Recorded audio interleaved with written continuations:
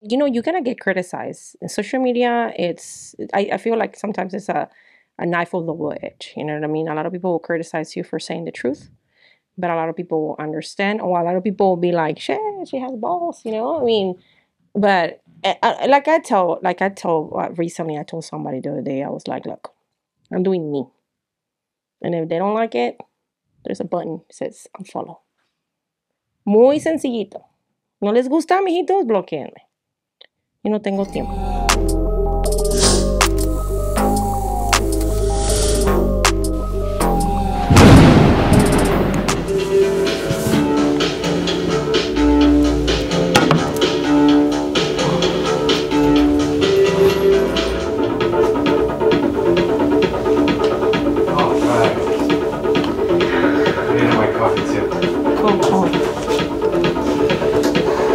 Around getting hot. It's so cold outside. It is. Mañana va a llover, ¿no? I don't know. You know what? Someone just posted that one of my agents on Instagram. They posted if it rains tomorrow, open house is canceled. So I'm like, I guess it might rain. I'm sorry, but like I've sold houses. This one that like serious buyers come out. Well, in the rain, yeah. So. I got hot. All right. I like those boots, man. Thank you. Those are nice. I get a lot of compliments on them all the time. Yeah? Yeah, and I got them just not too long ago. I got them at Ross, actually. Really? Yeah, I know they had them. They were pretty. But I thought they were really cool. I like them. Yeah. I was gonna wear my dogs today, but I couldn't find them, so I went with cool. These. These are cool. They're cool. They go with my outfit. Yeah. All right, let me set you up. Okay. So, yeah, no, you're good. You're good? Yeah. So, okay, got it. So yeah, then test. Let's see. Yep, you're good to go. So what's up? What's up? So you said realistic, of yeah, course. see, and you always got to tell a girl. Thank you. Appreciate you. I know it happens a lot. I mean, I wear red lipstick all the time, so. Yeah, so do I. So do I. But no one tells me that I got red lipstick on my teeth, and you look cute with that too.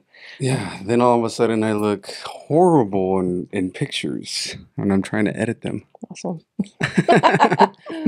Now, I think guys should always tell girls, or girls should always tell girls, like, if you have lipstick on your teeth, or if your eyeshadow's messed up, or if your makeup's messed up, you're not critiquing someone.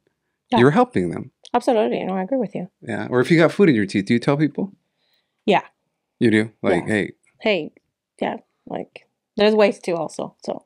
Yeah, some people just let them, and I'm just like, dude, ahí tienes el pinche cilantro. Like, just tell him. I know, but some people are not embarrassed. Or the typical, like, the zipper's down.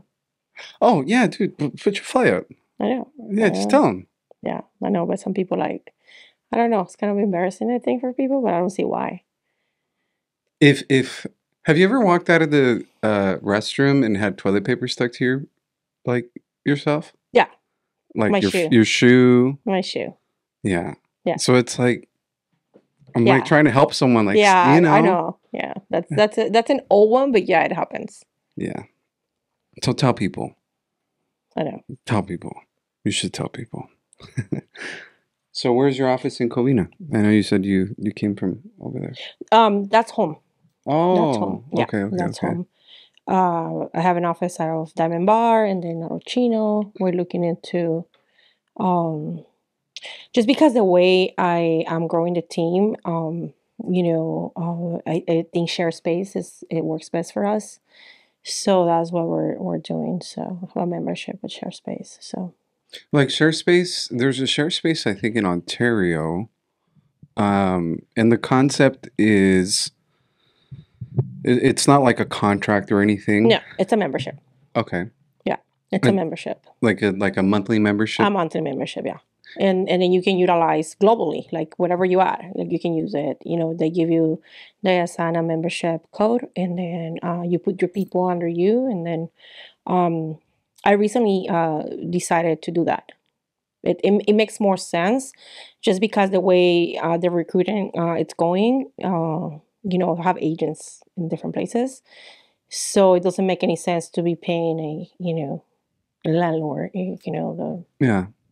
the rent for perhaps eventually, we'll get like something on home. Right. But we do have an office in Chino Hill, Chino, and another one in Diamond Bar that we can just go and work out of there. But for my team, my personal team, that I chose to do that. Like it was easier, I think.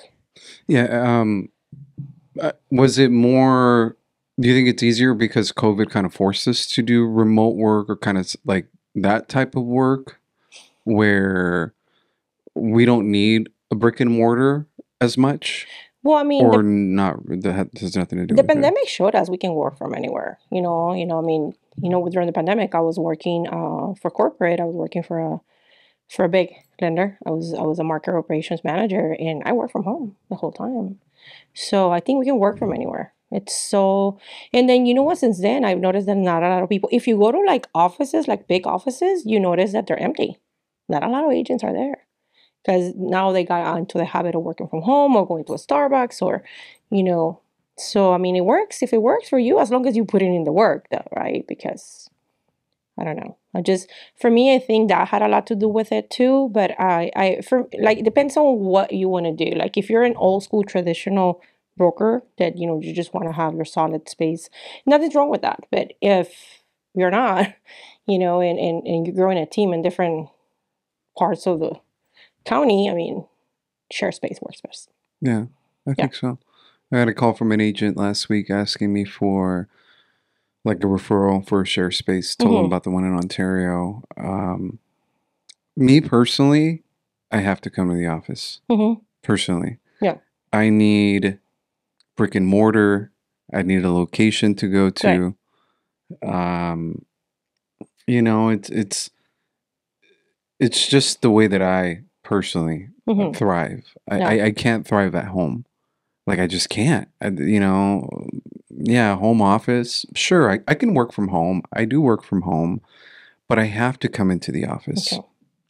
Um, Starbucks or like separate satellite locations that are not necessarily like a workspace station. I'm super ADD. I'm gonna be looking at everybody. Like, who's here? What are they ordering? Like, Yeah. I'm always distracted. Like, I just can't do it. Yeah.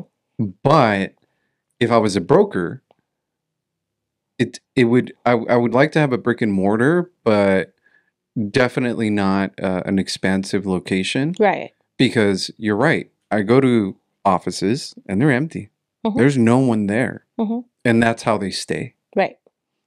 So, But I also think that right now there's a lot of opportunity out there in the commercial space, mhm. when it comes to leases and stuff, because there's a lot of empty. I mean, a lot of people unfortunately couldn't afford. I mean, they couldn't afford. The business went down. They had to close doors, so they couldn't afford to keep their doors open because there was no one out there.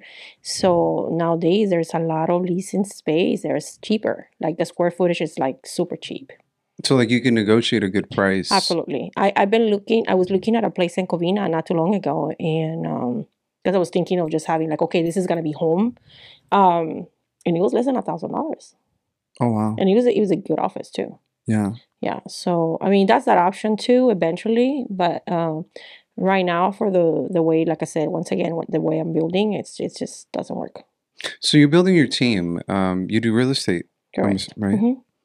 Mm-hmm.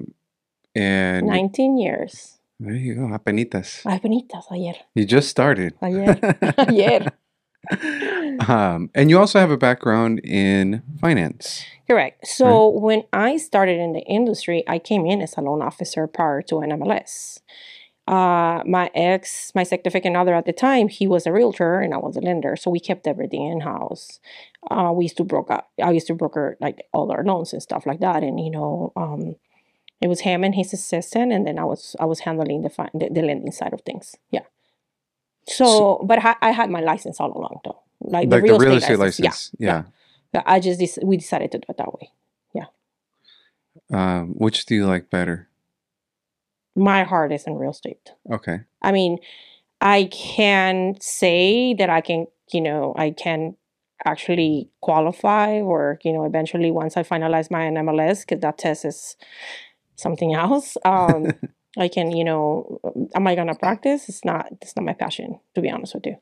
It's not. Do I know? And if and I sometimes, managing certain amount of loan officers at one point and being part of the back office, I mean, you learn. You learn a lot, because during the pandemic, I did that, and it was a big division. So, I went back into that. So the scenarios, the concessions, the this, the that. I mean, I know it. Do I want to practice it? I don't think so. But I like it. I can't do it if I wanted to. I think I can do anything I want to, but you know what I mean? But I just don't, my passion is not there. Make sense? Yeah, it does. It's like the thing of real estate, right? So I think a well-rounded person in our industry requires knowledge on the real estate side, the title side, the escrow side, appraisal side. You have to know what your counterparts do, right? Because it's a team. But you have to lead with your passion. Correct. Right. I had someone asked me just today, who's a realtor, and he said, "Hey, what do you think about me getting my NMLS?" I said, "Are you going to practice? Are you going to be a loan officer?" He said, "No, but I want to get it to know." To know what? And so this is as I was leaving an event, right? So I'm going through the kitchen, I'm walking out the back, trying to sneak out. Houdini type of stuff. Yeah, that's what I do. I got to sneak out before people try to say it works.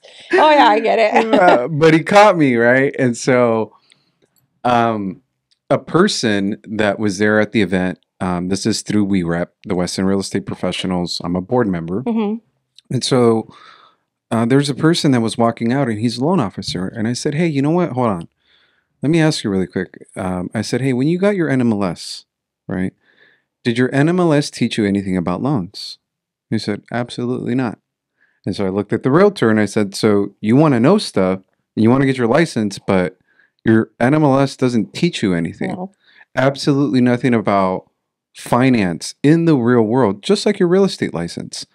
About meets and bounds and, all this crap that it's like, I don't use none of this. Yeah. Like very rarely. And then we also have compliance teams. We have attorneys. We have all these people that are specialists in that, so yeah, for me, it's 100% loans in the puzzle. Okay. I need to know the puzzle. Yeah. It's numbers. It's just like a big puzzle to me versus, negotiating a contract and helping a family find their home, which I know it's rewarding. I want to go with an agent today to deliver keys. It's something that I'm implementing now. I never did that before, like But it makes a difference. I did it a month ago with Michael Santos and the Aldana family. Okay. And it was so rewarding. Right. I met the mother. We were there talking for maybe 2 hours with the family. I'm like, man, like this is so rewarding. Like you agents get to do all the fun stuff. We don't. As lenders, we're stuck here, approvals and emails and bankers hours that we have to be available and East Coast stuff for like pricing and lock. It's not just bankers hours. You guys are more like, like I've always I tell the team, the model that I'm building, most of my agents, they've been in the industry for 5 years or less. Okay. So, they're coachable, that's important for me. But I have one that she has dual licensing, and but she's been in the industry as long as I've been in the industry, but her passion is loans, so it works for us, So, but I tell the team, I was like, I always think that the closers are the loan officers. You guys are. You guys don't close, no one gets paid, and nobody gets their home. If you, that's the way I personally see it. I think that you're only as gold as your loan officer. That's the way I see it too. If I were to think about that, I would get so much anxiety. Because one time I did. I sat down and I started thinking, seller doesn't get their money, agent doesn't get paid, my agent doesn't get paid, buyer doesn't get their house. You can lose a deposit. Lose a deposit. Exactly. Escrow doesn't get paid. Title doesn't get, because all of the mistake of a loan officer misqualifying, misquoting, you know, like the job that we have to do. Yeah. And I was thinking about it and then multiply that by however many transactions I have. I'm like, let me not think about any of this stuff because it's a lot of pressure. Yeah. And I handle it well. Good. I mean, you know, it's interesting because I remember when I first came into the industry, it was part-time. But I got my notary license right away, and I was a loan signing agent too. But then one day, you know, my previous life, I sold jewelry for a high-end jewelry store. Yeah. I noticed as soon as you walked in, Yeah. I'm like, okay, I already complimented her boots. I was like, hold off on complimenting everything else but the jewelry. I noticed. Yeah, I did that for 11 years. Okay. It was a high-end jewelry store. To give you an example, the Golden State Warriors team, the entire team were our clients. So I help a lot of the watches at Joan Sebastian store. Mm-hmm. He bought them from us. And you know, that came with a lot of responsibility in a way where, because the last 3 years of my employment with them, I travel across the country with a lot of jewelry, like 3 millions worth. We'll ship it out with Brinks, and then so I transition from. I'm always been in sales, so it's a given for me that, you know, that's not difficult. But then transitioning into, and I remember clearly the day that he's like, okay, you want to be my loan officer, my ex, and I was like, okay, tell me how. He goes, here's a 1003, figure it out. That's the way I came into it, and I did. But I honestly, my first year, I think especially, I will be like, what if it doesn't close? What is the deposit? Da, da, da, da, da. Because I just literally, he gave me his laptop and he goes, here, you got this. And that's how I came into the industry as a loan officer. And I did it for 4 years. You know, so, I mean, I guess like anything, you're going to learn through experiences, you know. And I mean, every file is going to be easy, no. But then you have to think outside the box too. And that has helped me. That helps me a lot nowadays with my personal files, where sometimes I'm even the one that tells the loan officer, dude, like, restructure it this way. Why do you didn't do an LOE right off the bat? You could have, like, you wouldn't gotten all these conditions. The underwriter is like giving you shit because you didn't restructure the file right, you know. So in a way, kind of like, don't BS, you know what I mean? Like, I know, like, don't come with your excuses and tell me that, no, bro. No, you should have done this. It's kind of crazy. No, it's 100% correct. Part of our job is to understand that we are the barrier before the underwriter, mm-hmm. right? So when a client presents documentation and information, somebody applied recently, and all of her documentation, different addresses. Okay. W-2, different address, pay stub, different address, mortgage statement, different everything's all over the place. Okay. And it's someone who applied, checked back in on her application and says, hey, you know what, George, I found another lender, click.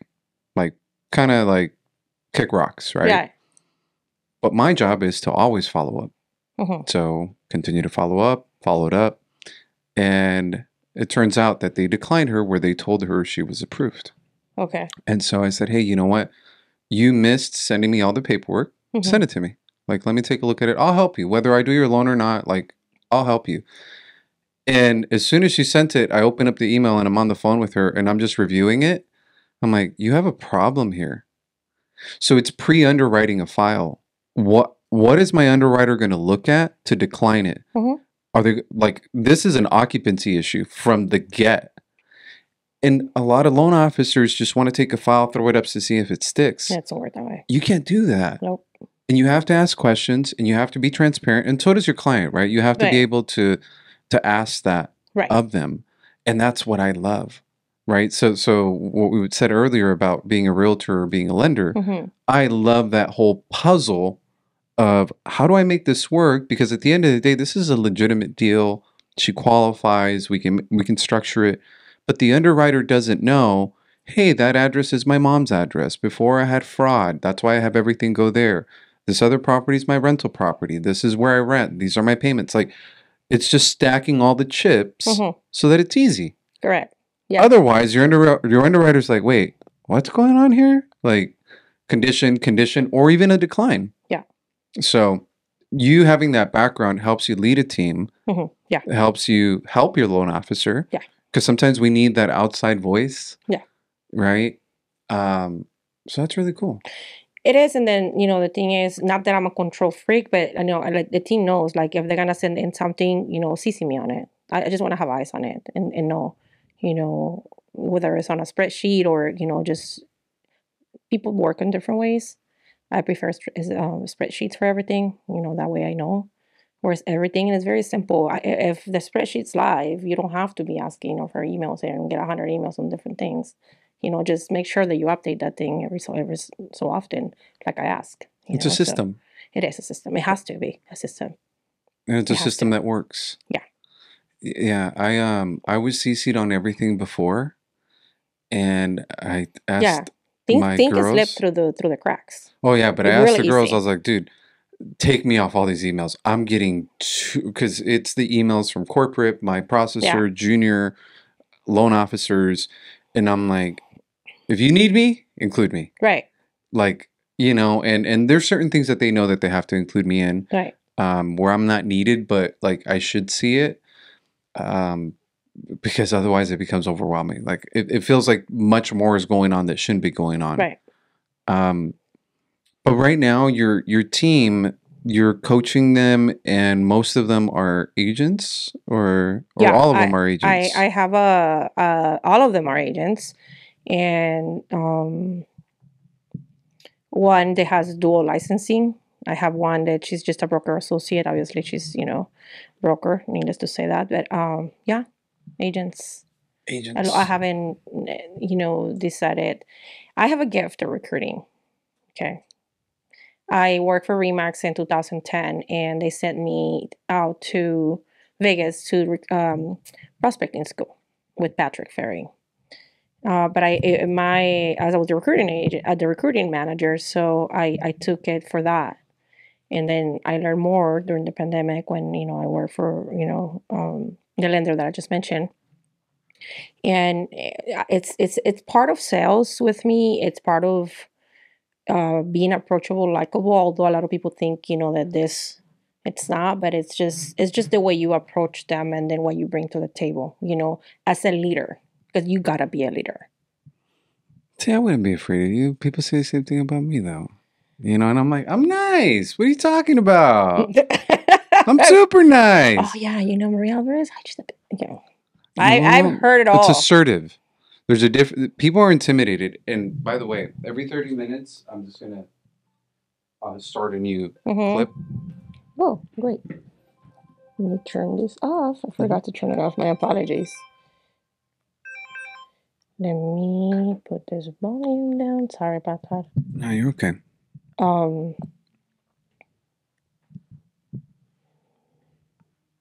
Silence. Okay, perfect. Sorry about that. No, and see, that's the thing. Sometimes it's as a leader, you have to be assertive. Yeah. Right. People mistake assertiveness for dickishness.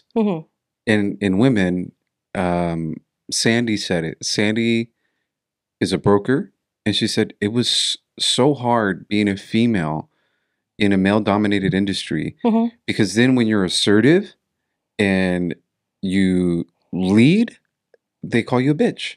Yeah. And I'm like, oh yeah. Yeah, I know that. Right. The difference is that I grew up with a mom that's assertive. My mom's a driver. My mom's like a salesperson. Have you ever done the disc yourself? Yeah. I'm a high D, a high I. There you go. That's what I am. Yeah. I mean, I know exactly what that is. It's I was gonna be coach, and she sent it to me. She goes, "Oh shoot!" Like now, a lot of people are like. I mean, did it help? Like, did it help her? I think it did. Did it help you understand yourself? I've always been a driver, and I've known that. I've always been the leader of the house. I started at a very young age. For many reasons, and I just feel that but it's a personality thing. I mean, I think and I've always said it, that if I didn't have this personality, life has been rough, I wouldn't been able to survive. with everything that my family has gone through. But it helps a lot. I mean, it helps a lot to understand why you are the way you are.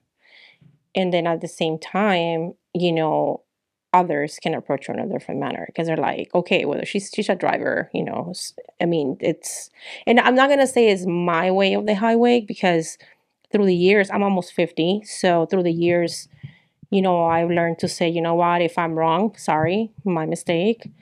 But yeah, I mean, it helps. I think it helped me a lot when I did it. Yeah. To understand a lot of the things that, so. Yeah, it validated things for me. It But it did? also helped, right? Because I knew that that's who I was, but it goes into a lot of detail, right? Your competitive nature. Oh, yeah. Like different things like, damn, okay, that is how I am. And how do I deal with myself? How do I deal with my personality? And how do I deal with others? One of my biggest challenges is dealing with people that are not drivers. Because it's like I want to internally, at a younger age, it's like I want to crack the whip. Like, oh, like, come on. It like because that's what's going on inside.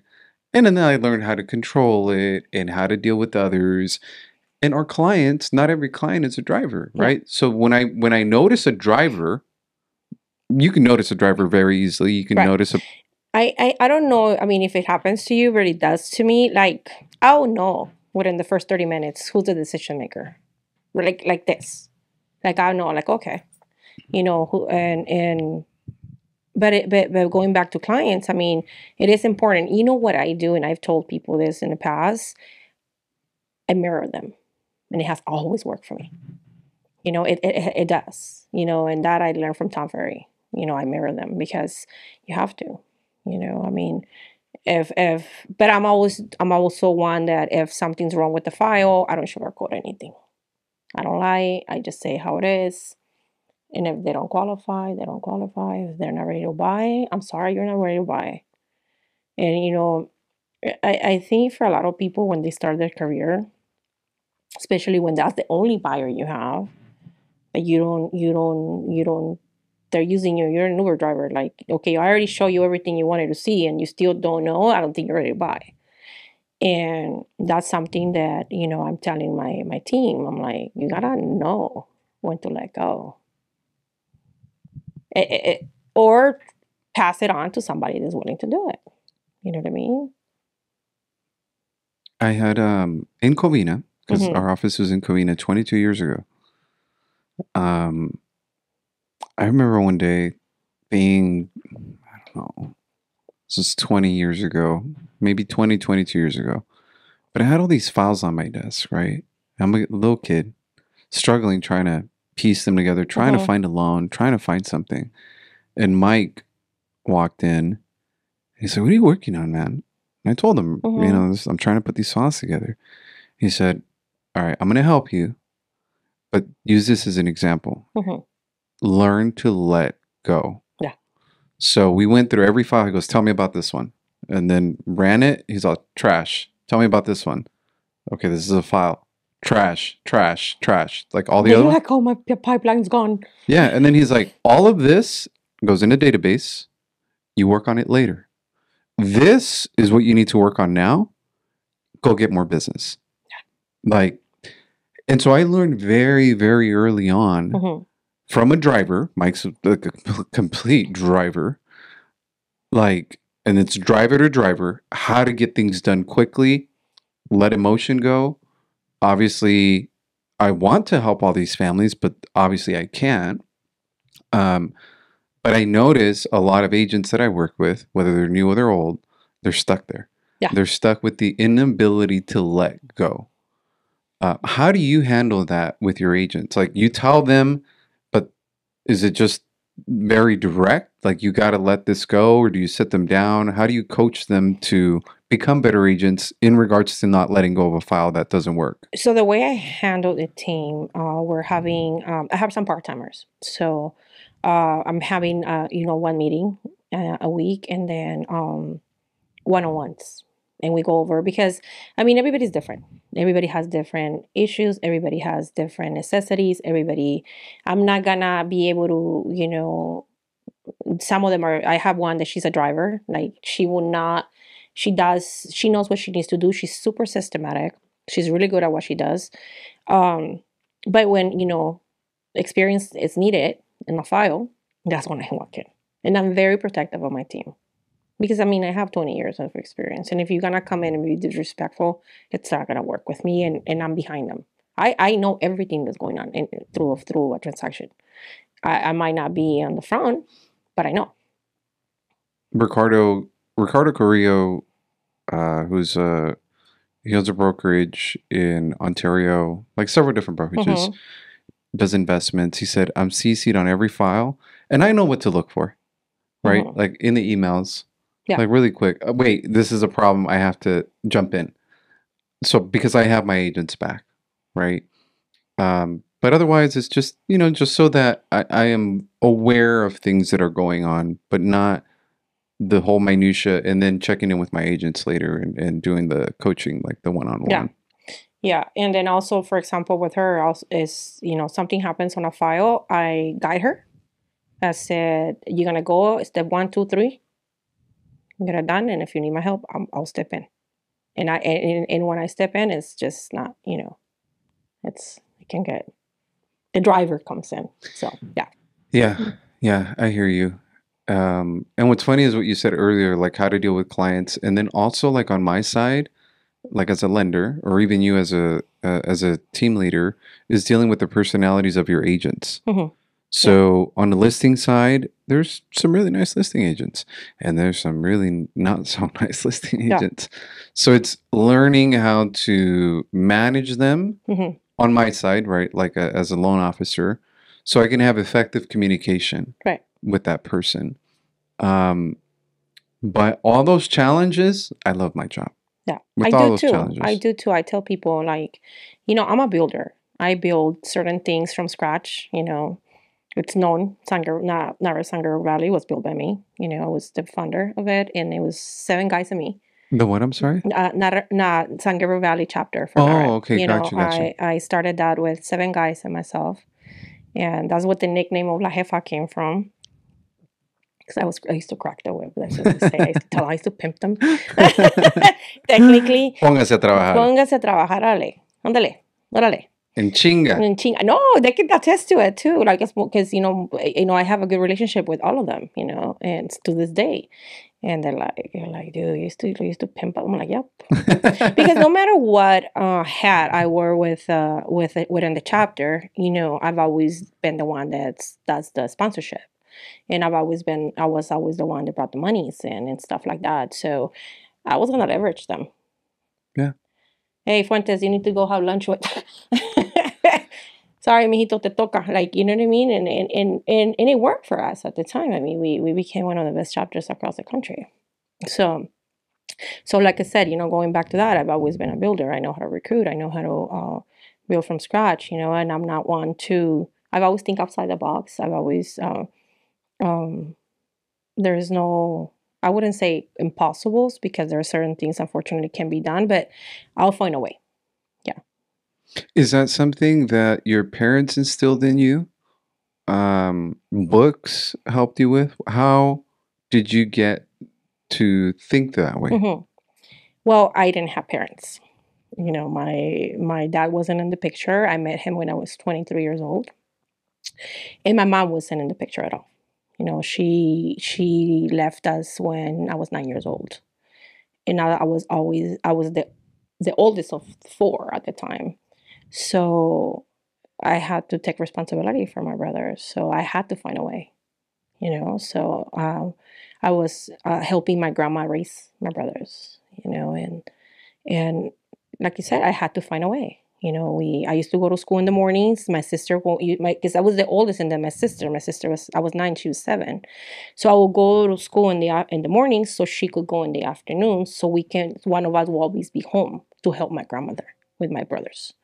So, and for her, I have to say that a lot of my personality comes from my abuela. My abuela, esa señora, like, if you think I'm like No, esa señora daba miedo. Like, she was tough. Like, she was a tough cookie.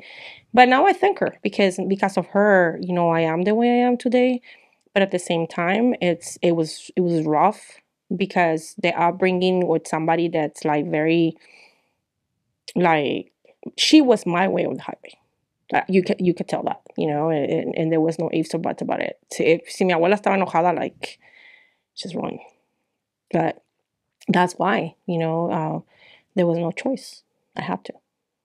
Yeah, I think one of the things that I tell my mom is I'll figure it out. I tell people, it's like, figure it out. Figure it out. Like, figure it out. Yeah. You know, there's resources, there's tools. Be imaginative, creative. Find a way. Like, if there's a way, like, we'll figure it out. And sometimes that's forced on us, right? Like in your situation, like you just at a very early age just had to figure it out. Yeah, mom said I'll be back, and she never came back. And there I was. And then did you reunite with her? When I was 16. Yeah, when I was 16, and that didn't go well either.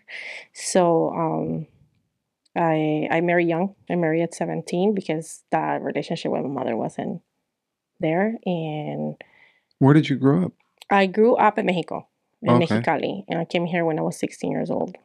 Oh wow! So when you right when you got here, then you got married. Yeah, right a year after. Yeah.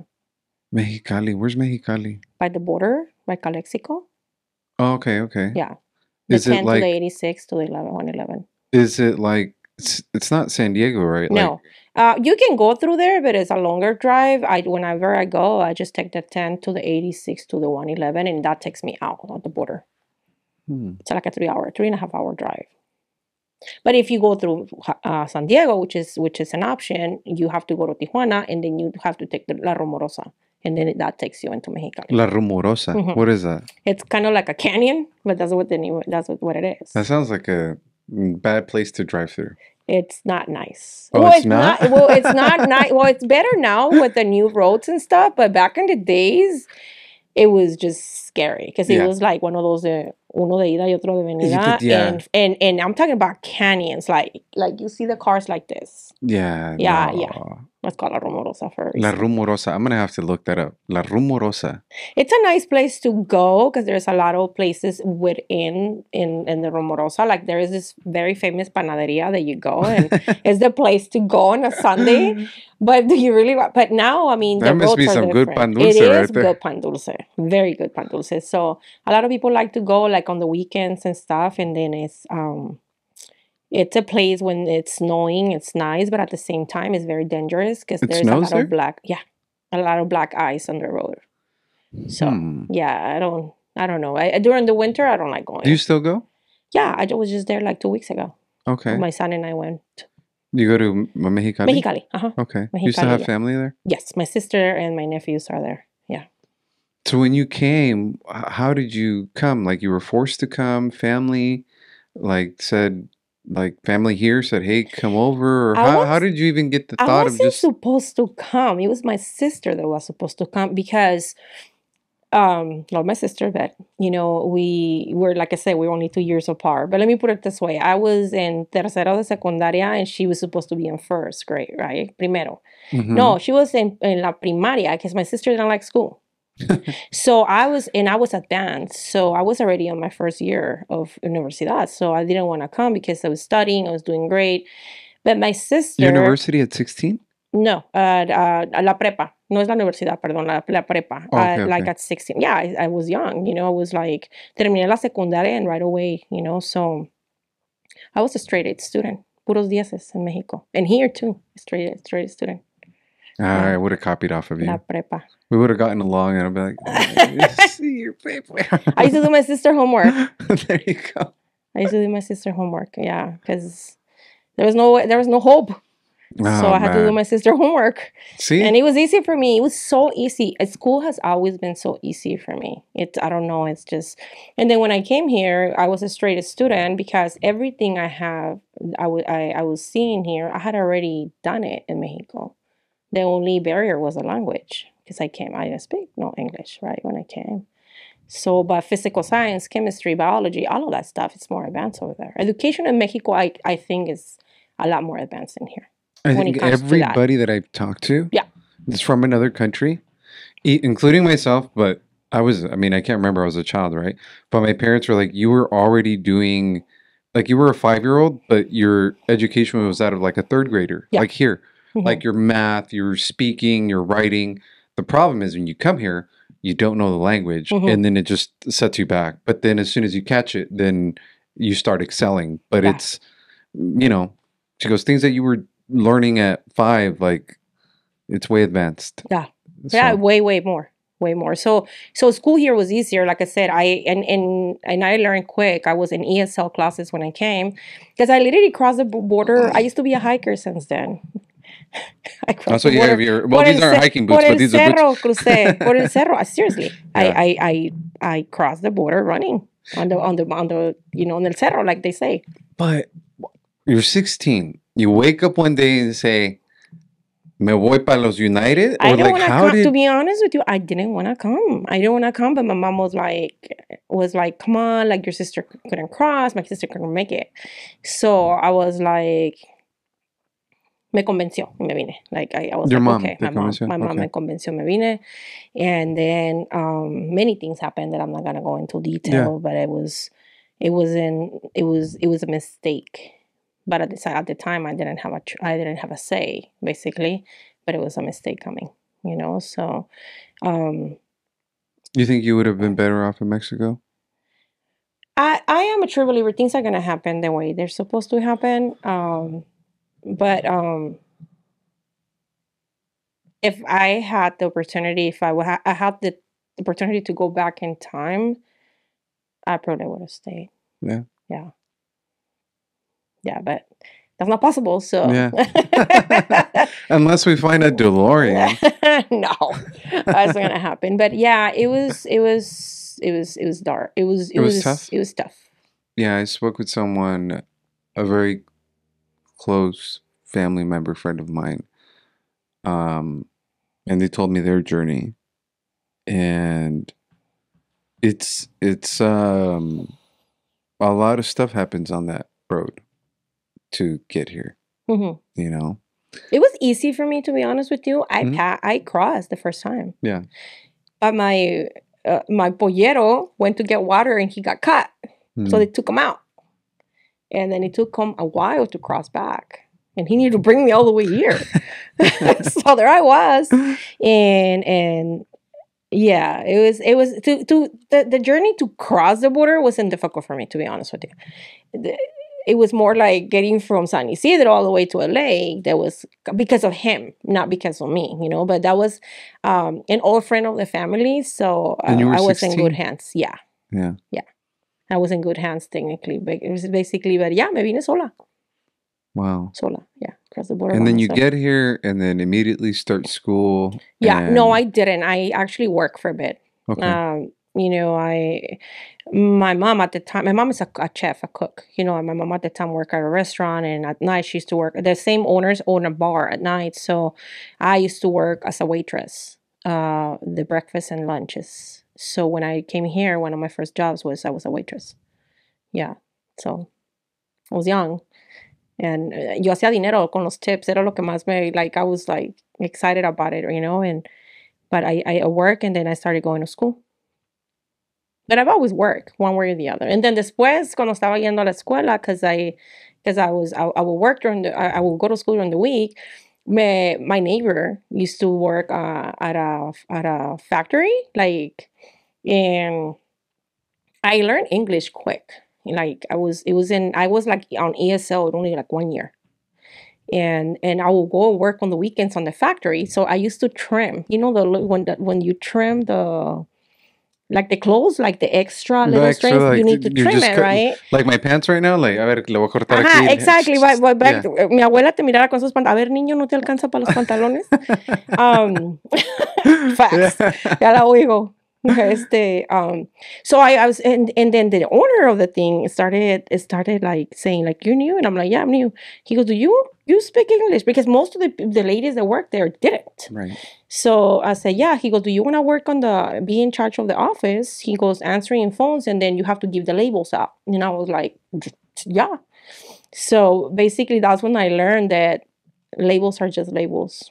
Because they used to make, for example, they used to make clothes for different brands. They used to make JCPenney, and I was the one that managed that. So they will come and tell me, "Hey, can I get 12 labels for BB? Here you go." It's the same fabric, and that was determined the price. So it's interesting when you don't know those things, and I know those things. So yeah. I just went to an event in Vegas, and it's a big fashion event, like convention center, like I mean, obviously Las Vegas Convention Center is not Ontario, right? So it's just huge. Right. One of the conversations with one of the people was, yeah, this is our clothing line, right? These are all our materials. But if you want your name on it, let us know. So basically, his entire clothing line, I could slap my name on it, and so can someone else if anybody's willing to pay the price. Yeah. Have you ever been to, for example, Los Callejones? Yes. Okay, go buy a piece of clothing there and go buy it there, and you pay $20, and go to Melrose, and you're gonna pay $70. It's a bad location. Somebody has to pay the rent. Yeah. It's the same. So there you go, guys. Dang it. See, but that's one of the things for me that, and I've always been this way, and you know, I may be wrong, whatever, shoot me. I'm not a brand person. Like, I'm not like a Gucci, a Louis. That's just not me. Like, I don't even like half the, like 99% of the stuff that I look at. I'm like, oh, what's with that shit? And then the price is like $1,000 a shirt, like, or a t-shirt or something. Like, it's never been me. If I like it, I'll buy it. But it's never been about brand. It's the only brands that I think have stuck with me are my childhood brands, which are Levi's, Chucks, Docs, like certain things, and those aren't even expensive either, right? Like it's not just really. I mean, comparing to if you're gonna go with Hermes or Gucci or Louis or I don't know, I tell people like I already went through that. You know, my ex and I did really well together. We took rank. And it was my time with the Louis and the Gucci's and the stuff like that. And now I see it and it's just like, I mean, you're going to go spend $700 on a pair of shoes, red bottoms. They hurt because they hurt. Do they? A lot. I just paint mine. I have 2 pairs. I don't wear them. Yeah. They're uncomfortable. They're very uncomfortable. I've seen women in this industry. I'm not going to mention names, but I've seen her like within 30 minutes, their shoes are over there somewhere because they hurt. Se los quitan. Se los quitan porque duelen. Right. Is that one the red bottoms? Yeah. So I was talking to a realtor, an investor here, and he had red bottoms, and then he had LV. So the red bottoms are Louis Vuitton, right? And the other ones are Louboutin. I already forgot. Louis Vuitton? Louis Vuitton and Louboutin. Something like that. Something like that. Yeah. But the red ones are which ones? LB? LB? Yeah. I don't know. It's just, to me, it's just like, I just don't look at that stuff. I have some? Yeah. Do I have, brand? Yeah, I do. But I don't know. I think I went through that already. You know what I mean? And Cada uno de nosotros tiene nuestros gustos. It's like, hey, man, you like that? Cool. Well, I like nice cars. Like, there's little thing, I can always critique someone, but then it's like, someone's like, dude, look what you drive. Or, whatever, something like that. But that's an interesting that you used to give out the labels on those pants because then for sure. So like for sure how that works. And obviously for him, he used to sell it at different prices as well, so yeah. And how long were you there for before you stopped working at that job? Moved on to your next job? That was on the weekends. That was my gig on the weekends. So I had to work Saturdays and Sundays there. And then I was working, and then I was going full time to school. And that's how I met my first husband, actually, because in high school, my comadre now, and she is my first husband's niece. So that's how we met. So my ex-husband and I met because through high school, when I was in high school. So I was young, so yeah. And He was older. He was 23. I was 17 when we met. it's that's the person that you were able to get into the real estate No. industry with? No. Okay. I mean, I'm gonna say it. I say it all. I call it husbands. I've been married 3 times. Well, I've been married twice, and then I was engaged once. So, yeah. You know what? It's part of life, I think. Sometimes people are there for a moment. Sometimes they're there for a season. Sometimes they're there for longer. And sometimes some of us have more than others. Right. Right. Like, So- for example, if you see my kids, my oldest and my middle child, there's 9 years in between them. For a minute, I thought it was just going to be Carlos and I, Yeah. and then I remarried, with Adrian's father, my son, the one that plays soccer. He's from El Salvador, my ex-husband. And I met him when I used to work at the jewelry store. I met him. He used to be a management at Bank of America, and that's how we met. And then I remarried. Let me ask you this, because it sounds like you've lived the life, right? From what you're describing. Mm-hmm. My estimation is that your life changes drastically every 5 years. I believe that. Mm-hmm. And people are like, no, it doesn't. I'm like, dude, just look back where you were 5 years ago. Yeah. Would you agree with that statement? Yes. I completely agree with that statement because it's interesting that my marriage has lasted 5 years. Oh, well, there you go. I didn't know that. Yeah, I married at 17, got separated from him when I had my son at 18 and a half, and then I was 23, and I wanted to do more in life. I wanted to go to school. I wanted to, do something, and he was muy machista. Pero machista. My first husband, and he was super like, no, I was a stay-at-home mom with my oldest. I didn't go to work until he was like almost 3. And he wouldn't let me go to school. He wouldn't let me do anything. And that's how we broke apart because I wanted more. I've always been, like I said, I've always been a straight student. So I wanted to learn something, go to school, and he didn't want to. And plus, I mean, other issues too, because that's not just that, but yeah. How is it? I've never understood, and maybe you can help me understand.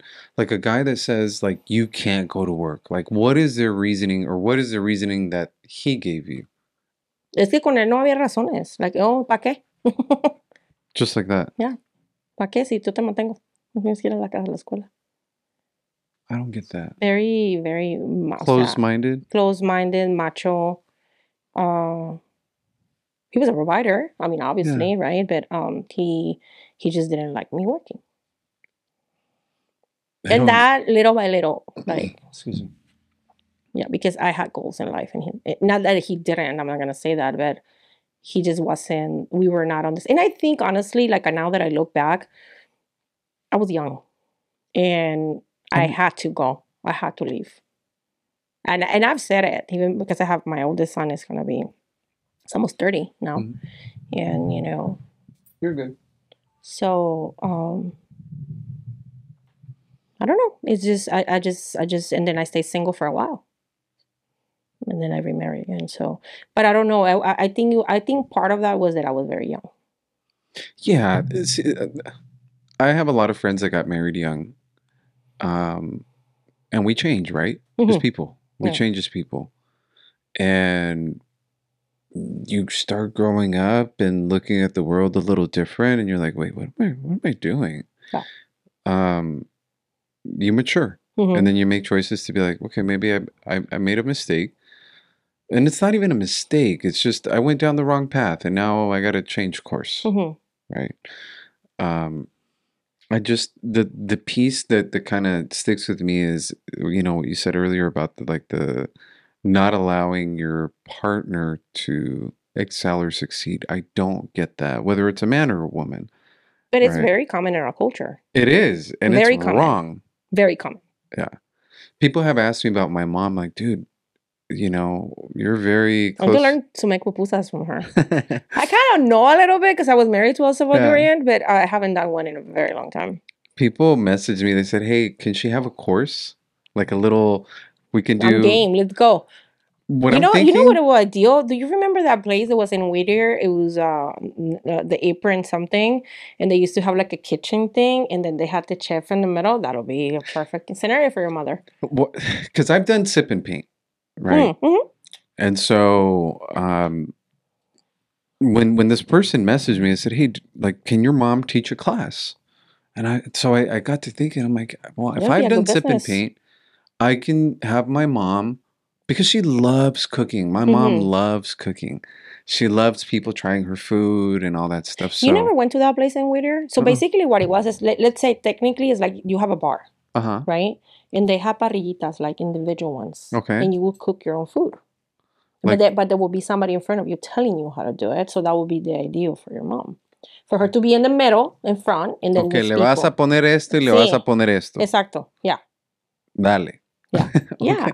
yeah. I think that you know, it's recently I went the other 2 weeks ago for my birthday. My girlfriend took me out to brunch, and we went to Whittier, and I found a place that what they're doing now, it's candles. So you do the candle right there and then. It's kind of like sip and paint, but you just do candles. It's like, and they do private parties. So you can do the candles and they have all the things. And I was like, that's pretty cool. It is. You know, I It mean, people are thinking completely outside the box now with I think the pandemic taught people a lot of things on how to survive and how to make money. And you know, I see so many creative ways that people are like out there hustling, you know, and it's okay. I think it's good. I think it's my brother just went to El Salvador, and one of the things that I was telling him, I was like, man, if we were ever to end up in El Salvador, Uh-huh. it's like I would start a business. I would like, I mean, obviously it's what we do here, Yeah. right? Always thinking, always thinking, always Hmm. thinking. And I asked him, do you think something would function? And he said, I think it would, but the people that I spoke with there, they're stuck in this rat race almost that they don't Hmm. see it. My mom told me after the conversation with him, she said, es que ustedes lo ven porque han vivido en los Estados Unidos. Es la tierra de la oportunidad. So here your mind flies Hmm. with ideas. In those countries, sometimes people are stuck, like conditioned to not think outside the box. Correct. But to agree with your statement, um, for many others, the pandemic did help expand their mind Mhm. of ways of how to generate income, and that you don't have to be in a brick and mortar place. Like you could No. travel and still do your job. Or even online. Exactly. Instagram lives. People sell stuff, you know what I mean? It's just It's crazy. it's crazy. I mean, and then the ones you become something goes but talking about Instagram, you know, and I know you're really good with that kind of stuff. So I posted something the other day and it went viral. And I think I can every time I go in there now I'm at 130,000 likes. Like why? What did I do different? And then I went from 1,100 followers to like almost 2,000 because of that particular thing. And I'm like, how did this happen? I just don't understand the algorithm or what was it so special about it. It's just crazy. And every time I go into my business Instagram, I see it, and there is like 100 likes and another 100 likes. I mean, I have 130, I think, right now, 1,000. And I'm like, why? Like, I just don't understand how that works, I how don't that either. function. I don't understand it. So I'm Googling it and I'm like, why this one, right? That's particular, this one. But I don't know. I mean, and it's crazy. A lot Which of one is people. it? What was it about? It's something what I said, you know, who you work with matters, and you know, culture is everything. And there's three guys dancing, and that just I'm like I think I don't even know. I haven't really been in social media today, and I haven't seen. But last I checked earlier, it was 129,000. And what's your Instagram so people can follow you? Oh, the Alvarez group. That's my business one. The Yeah, Alvarez group. yeah, With the Z? yes. Okay. I always have to ask that when I'm reading the Incredible There Report. is a couple Alvarez with the S. Yeah, Yeah, but for the most part, us Hispanics is with the Z. with the Z. The Rodriguez, the Hernandez, the this, the that, you know. But so sometimes it's with an S. And if I sometimes run someone's Gonzalez credit, is with an S. yeah, Sometimes a lot more than other last names. and, Gonzalez. I yeah. run into that a lot. And then is it Gonzalez with two Z's or two S's or one Z and one S? Gonzalez one. Yeah, I know. It's kind of So I have to different. ask. Yeah. Because then otherwise I'm attaching an alias to your credit. Yeah. Because then it'll, AKA on the credit report. So I always have to make sure how it's spelled.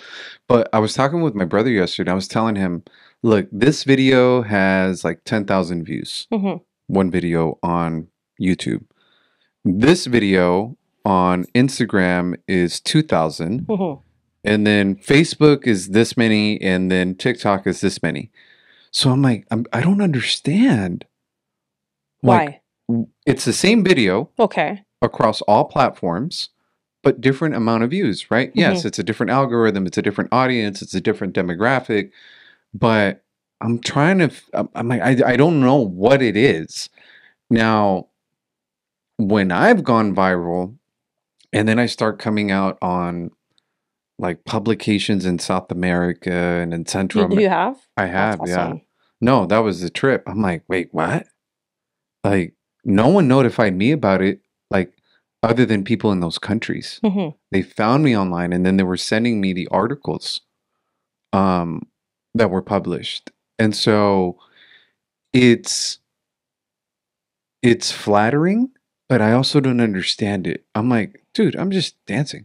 Like, yeah, it's what? really those ones that you dance and and you can dance. So yeah, a little bit. Trying to see, but I guess the building. There's no reception. There's here. no reception. No. Yeah, but you gotta show me that one. Yeah, I'm like, and every time I log in, literally like 100. Like right now, I just check my my followers, mm-hmm. and then it's been 6 days since I posted that, mm-hmm. and I have my business profile has over 1 million views. Which is like, okay, great. Keep on adding me, because it's business. You know what I mean? But yeah, I went from like 1,000 followers to I'm almost at 2 in 5 days because of that thing. And it's in most of them, which is great, it's consumers. You know what I mean? So I just feel like there has to be a way that you can take advantage of that in a way where like you can, post more and have more followers. Obviously, 900 more followers just because of that. I mean, that's kind of interesting. I think it's exposure, right? The way that I look at social media, people are going to disagree with me. Many coaches will disagree with me because it's like it has to be business, right? Talk about value. What kind of coaches do you like? I tell you who's my favorite one. So that's the thing. Everyone has something positive. Mm-hmm. Like there's certain things that you can take from a lot of different ones. Right. But my issue with like coaches on like let's say social media for people and specific to our industry is George Merlos. Speaking in third person, mm-hmm. I don't use my social media for business. Mm-hmm. Right. My social media is an artistic outlet. Okay. Right. It's, podcast clips. You only have one? I only have one. Okay. I have 2. Yeah. I have my personal and then I have my business. My personal is where I go like when I can be very direct and post what I want to post. And then my business, I keep it, it's cleanest because I have more consumers there. Right. And so I used to have that. Mm-hmm. Right. Business, personal, Instagram, Facebook. So Facebook, I have my business page and it's boring. There's stuff that I think sometimes I forget. Something happened to me yesterday. I was like really I was like, whatever, dude. Like somebody had messaged me on Facebook and I'm not really on Facebook. And then I don't go into Messenger. So this dude had like asked me something and he's like, I don't understand why you ignoring me. I was like, red flag. Yeah. Like needy. Calmadito, niño. I haven't it's not about you. I just haven't checked my shit. I know. I was like, I didn't even reply because I was like, there is some guys. I'm sorry. No. There's You're good. drama. Yeah. There's drama. It's insecurity. Again, just like you were saying the statement of the other situation about don't go to work. Dude, message someone else. And the thing is this, you and I are busy. Mm-hmm. We're busy people. I spoke with someone yesterday and they said, hey, ever since I did that podcast with you and you told me that you have all your notifications off, she goes, I did it. I have like peace of mind. Mhm. It's helped create like quietness. Yeah. And that's the thing. You and I are bombarded with emails every day, transactions every day, That's offers the only every one day. I have on my Correct. emails because it's business. Emails that are work. Yeah. And phone calls. Because if you call me, then, you know, it's Mhm. business. All of my social media, every single platform, off. Like, I don't need to know when someone commented, when someone messaged me, when It's someone insane. DM. They're all off on mine. There. But then Can you other imagine like right now that thing went viral? Like, it's going off the whole time. Yeah, I know.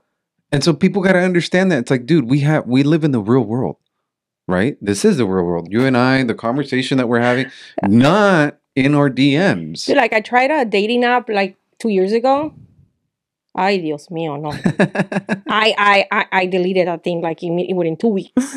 Yeah. I'm sorry, you guys complain about us and filters and stuff. Not you, I mean, guys. No, I use filters. Me too. Who doesn't? I'm kidding. I don't use it. The funniest thing is when girls take a picture with the guy, like a selfie. Or they look like girls? The guys look like girls. I'm like... I know. Yeah. I know. It's crazy. But yeah, I don't know. There's some needy guys out there, let me tell you. Yeah. Yeah. Yeah. But going back to the coach, you know who I like the type of person that I think it goes well with my personality, like the Gary V's of the world. Okay. The one they talk smack, it's say how it is. I don't, maybe because of my personality. Yeah, I like Gary V. I think you know, there's a lot of like I think we can always learn from someone, right? How to be or how not to be. Yeah. Right. I love Bedros too. Bedros, his last name, it's I can say it. He runs like a boot camp, and I follow him, and I just maybe because they say things the way they are, and you're gonna get criticized in social media. I feel like sometimes it's a knife of the edge. You know what I mean? A lot of people will criticize you for saying the truth. But a lot of people will understand, or a lot of people will be like, "Shit, she has balls," I mean, but recently, I told somebody the other day, I was like, "Look, I'm doing me, and if they don't like it, there's a button that says unfollow. Muy sencillito. No les gusta, mijitos, bloqueenme. Y no tengo tiempo. Y se acabó. You know what I mean? It's okay. It's okay. You don't have to like me. Like you don't. That's my check. You don't pay my bill. That's what you know what? That's so funny because what pays my bills is my job, my clients, my relationships, what I do for a living. That's why I said social media is for fun, right? Like the dancing, the painting, the podcast stuff. And at the end of the day, it's we all have opinions that we're not going to agree on. Right? Someone can have a religious opinion, political opinion, a business opinion, a way of looking at life. I've seen fights in social media. Por una pendejada, they get into an argument. And I'm like, oh, there goes a friendship. Over what? Over politics? Over religion? We all entitled to our own opinion. Correct. And that's the thing. It's like everyone's entitled to their own opinion. And then sometimes our vernacular, right, the way that we speak, the way that we express ourselves, goes through someone's fucked up filter, and then they go, "Oh, that's what they meant," and it's like, "No, that's not what I meant." Es como decía mi abuela: si el saco te queda, póntelo. Or the shoe fits. If the shoe fits, well, hey, man. Are you talking about me? Oh yeah. Like, why are you posting that? I'm like, did I say your name? Because if I wanted to talk about you, I will say your name. Right. And that's who I am. Right. I'm not going to go behind your back. And if I have to tell you something, I'll tell you in your face. And I will say your name if I wanted to. Make sense? Pero no todo el mundo, like, a lot of people, and I get it. Like, we all have to be at one point, to a certain extent, politically correct. So this is the thing that, and I always talk about it. if I was to meet, let's say we were dating, and Mhm. I go to meet your parents, Mhm. I'm not going to be dropping F-bombs. Right. Like, that's just inappropriate, Mhm. right? I'm not going to go into a church, meet it, like, and then use this language that I would use at the bar. Right. And so there's certain places where you mind your P's and Q's, Mhm. but it doesn't take away from you, right? Right. It doesn't take away from who you are. But when it's my social media and it's my page and it's my profile and it's my channel or TikTok or whatever platform it is, if you don't like it, you don't have to watch it. Mhm. It's that simple, you know. So I think people should just allow others to be themselves. And sometimes what's presented on social media, and I've said this too, it's not always real. Oh yeah, trust me. Not everything that shines is gold. Oh yeah, I had somebody tell me like, "Oh, you should look up this loan officer and have this loan officer speak and da da da," at this thing, at this panel, lender panel Do that you I run was having. numbers? Of course, What do you do? What do you use? 2 loans in 18 MMI? months. MMI? What do Yeah, you use? I love MMI. 2 loans in 18 months. Yeah. Hundreds of thousands of followers, and I'm just like, he's not a producing loan officer, but they are a lead generating machine. Now, if you market yourself as a lead generating machine, Mhm. kudos to you and I Mhm. will applaud you. But if you market yourself as a loan officer, you are not speaking on a loan officer panel because that's not what you are. And you know, it's interesting because I'm experiencing that right now. My production's down. But I think all of because us. I'm no, well, besides the market doing what they did, being a team leader, Yes. it's different. Yes. You know, and I had said that by February I was gonna be at 10. I hired my 10th agent yesterday. But I Congratulations. have 3 more interviews next week. And those came to me. So, I mean, obviously, you know, I might be doing something right. But at the same time, it's like I said it. I want to turn the funnel on listings, you know. But it comes with the territory, you know, because I'm building. And, you know, the leadership, the experience, the contacts. Like I can place phone calls and people will answer and pick up the phone, you know what I mean? When I call. Because if I call, it's for something important, right? So I provide tools. I give them the tools they need and stuff like that. And especially when they're new and they don't know, you know, I mean, we've been doing this for a long time. You know, we know how to play the game, you know. So it's just a matter of that. But you know, it affected my production all day. Yeah. Yeah, And I see it, and you know, a lot of people judge and oh yeah, no tiene números, but and then here is somebody that's been like 20 something years in the industry and they're talking smack, but I can run numbers too. You know what I mean? So don't come at me with like, oh, you know, pero it comes with the territory, so it's okay. I think it's being comfortable knowing who you really are and where you are Mhm. and understanding that, Very much so. right? So when like I spoke with someone, a loan officer, maybe, I don't know, 6 months ago, and he was doing something I wouldn't agree with. Mm-hmm. And, you know, he said, I have my license here, but I get paid from there. And sometimes I broker here. And I'm just like, well, from my perspective, you don't consider this a career, right? Like, no offense, but like, for me personally, I've been with the same company for 20 years, right? It's I've built relationships. I can call my underwriter, Mhm. literally call my underwriter, like, hey, this is what we're doing.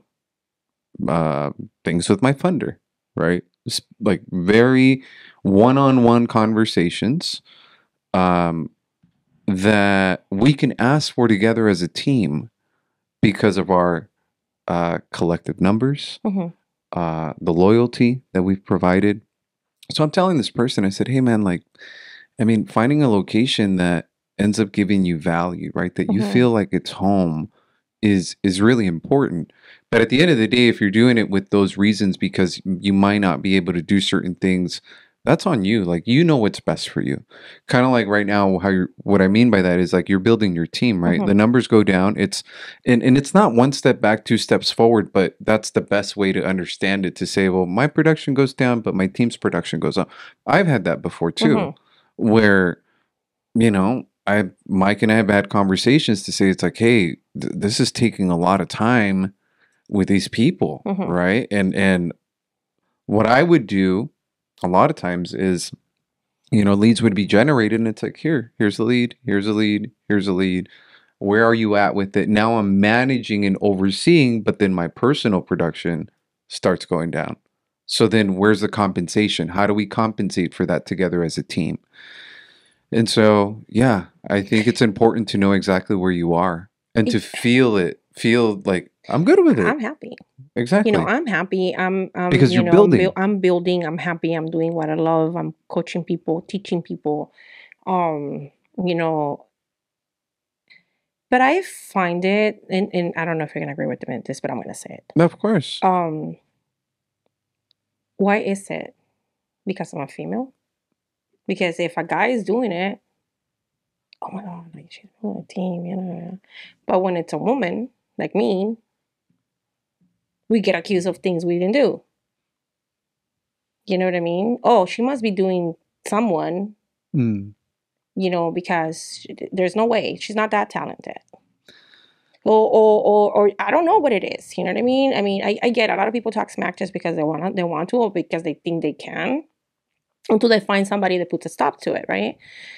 Pero es como muy, you know, no sé si que es machismo or is like, how is it possible that a female is doing more than me?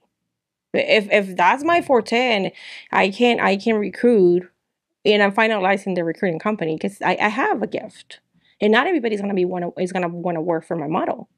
And I know how to recruit loan officers, and I know how to run performance, and I know how to all of that good stuff, and I know how to run numbers. You know, MMI, I learned it up. So I'm finalizing my recruiting company because not everybody's gonna want to work for me, and it's within the business. And then you see the people that have different type of businesses within the industry, but a lot of them are men. And it's always that rah, rah, rah. Oh, yeah, bro, like you're badass, you know, da, da, da. But si una mujer lo hace, it's like, you know what I'm saying? Not to be a feminist because I'm not, but at the same time, it's so judgmental and hypocritical. Like, oh, you know what I mean? It's and yes, and I it's agree culture. with I get it. It's culture. It's a male dominated industry. I get it, but at the same time, it's like. So here's my thing, and I'm gonna say unapologetically, me la mama el culture. Like I don't care Yo about digo that. me la pela. Me la mama, me la pela, me la whatever. Like I did not grow up with that shit in my household. My mom's a strong woman. My mom's a go-getter. My mom's a driver. My mom is an entrepreneur. I saw my mom struggle, you know, and put her best foot forward in life. And so when I see a woman succeed, when I see a woman just like fucking go after it, Yeah. I'm proud to see a woman succeed and to get behind her and to say, you know what, I'm your friend. As a friend, I just had a conversation with a friend on my way here.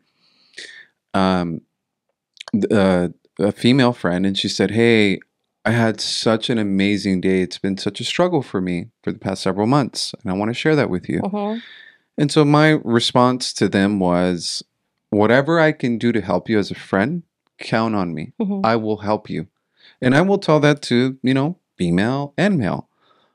But it gives me a different sense of like emoción when I see a woman, and it's like, how can I help? Because I saw my mom go through that shit. And so all the guys out there that hate on that or talk shit on that are weak-minded, insecure, like half glass empty, shallow men, boys. Yeah. And I don't fuck with that. And when I do talk to them, like if I ever hear statements that, you know, go in that direction, I'm sorry, but I have to check them. Doesn't mean that it's like a tu por tu or like a fight or whatever, but it's like, I'm going to call you out on your bullshit. Like, what are you talking about? You know, like, because it takes a person to there was a one time, and I think I have shared this before, but someone, my brothers and I were together. Guy came over, Cholo. tatted, blasted, and he started to say racist comments. Mm-hmm. So he dropped one thing that I'm like, wait, okay, he didn't go all the way there. Mm-hmm. But then he wanted us to co-sign his statement to be like, oh yeah, F, like very racist. And I'm like, bro, kick rocks. Yeah. Like that's not welcome in within my brothers and I. Mm-hmm. And he's like, oh, like that? And it's like, yeah, it's like that. Like that's not gonna vibe with me. Right. So I agree with you, man. So if you're a guy, work on yourself. Mm-hmm. Support the ladies. Yeah, I mean, it's whatever. I mean, it's known I don't like certain individual in this industry. So because he was talking shit and I called him out, but whatever. So, I mean, it's just one of those things that, one day you're going to find that one that's not going to take your bullshit. Yeah. And it's going to call you out in it. Un día te van a dar el trompazo. Yeah. Yeah. And that's like, just like with what you're saying, like with the culture stuff, that bothers me so much. That's it? It bothers me because that's not who my mom raised us to be. Mm-hmm. My mom's not, or my family, let me put it that way. My family's not religious, right? We respect, but we're not religious. And then the questions, no estás casado, no tienes hijos, te han persinado, te han hecho el bautizo. I don't know, whatever the hell the culture likes to have. It's like it doesn't have to go that way. Like cultures change. And so the machismo part of our culture, yeah, I don't like that. It's I have cousins. I have female cousins, I have nieces. I don't want a freaking machista dude to tell them you can't wear that, you can't go here, you can't say that. Who are you? Who are you to tell her that? Like, you're not her dad. She's her own person. Yeah. Like, you guys should support each other, help each other, uplift each other, be the best for each other, not hold each other back. So yeah, but I mean, it just happens a lot in unfortunately our industry more than what we or what's talked about. Yeah, I agree. You know what I mean? They want to put it under the rug and on they go until they find the one that's not gonna stay quiet. Te va a dar un sopapo. Y te va a dar un madrazo, decía mi abuelita. Y esa señora daba miedo, Jorge. Yeah. Miedo. What was her name? Maria Felix. Maria Felix. Isn't she an actress? There was an actress that was her name, Maria Felix, which is, by the way, she's like pretty much like the way my grandma was, or the way I am, very like strong woman, and she has a lot of sayings like that. But yeah, that was my grandmother's name, Maria Abuelita, Felix. ¿le llamabas abuelita o abuela? Doña Felix. Doña Felix. Yeah. I have so many stories on her. I was the oldest. Yo era la niña de sus ojos. Like, I was su consentida siempre, toda la vida.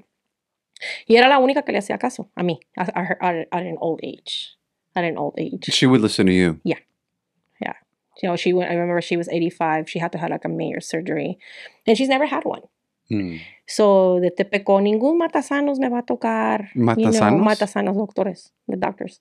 Matasanos. Oh, that's a good one. Yeah. So, she needed to have surgery, and the family had been like on her, and she was lucid, and I was here, and I remember going back, and they were like, she doesn't want to have surgery. She doesn't want to have surgery, and the doctor said if she doesn't like say yes, I can't. She needs to authorize it. She's lucid, like I can't. And so I got there. I remember clearly. I got there, and she was like, and I was like, ¿se va a operar o no? And I'm like, mire, usted ya está viejita de todas maneras. De todas maneras, a lo mejor se va a morir. So which one is it? Because I know I need to prep your funeral. Because ella era de las que ahí está el vestido moradito, me pones ese cuando me muera. That typical old. And she was all like, le dije, you're an old age. You're going to bleed to death. It was something with her colon. What are you going to do? She signed the document, and everybody was like, what? 10 minutes? And I was like, yeah. Well, because it was like that relationship that her and I had, you know what I mean? I was always there for her. I was the one that buried her. you know, and I remember clearly when they called me. It was kind of weird. That the day I knew she was gone. I knew when that phone rang, I knew she was gone. Like, without even them telling me yet, I know my abuela was gone. It's kind of, and that hurt, you know, because she was my mom. She was my mom figure. So, very, pero así, como decimos vulgarmente, de huevos. Era una señora. Daba miedo. Decía, a la vuelta nos vemos. A ver, cabrón, me la vas a Where was she pagar. from? Mi abuela era de un lugar que se llama Tamazula, Jalisco. Tamazula. Tamazula, Jalisco. And then she ended up in Mexicali?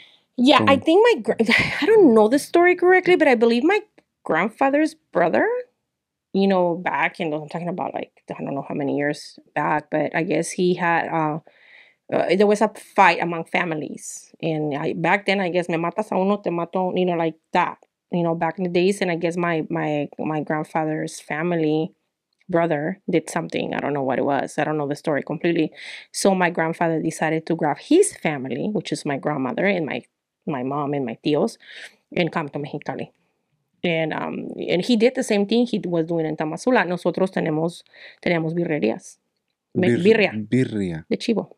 Like Birria. Say it. Hold on. It's double R. Birrería? Birrerías. Ajá. So basically my grandfather was, and then my tíos and my mom like continue with the tradition, and they kept on selling birria.